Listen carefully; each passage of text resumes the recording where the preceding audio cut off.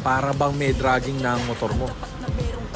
Yung nanginginig ang manibela sa unang arangkada mo. Yung kala mo merong lubak. Baka kailangan ng i-maintenance yung motor mo.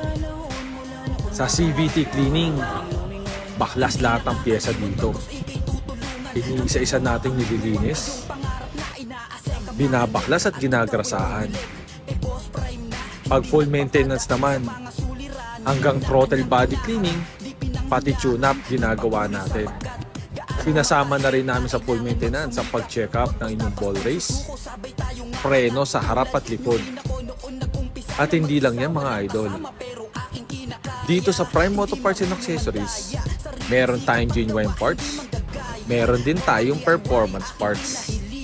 Once na matapos ang gawaan, lilinisin natin yan.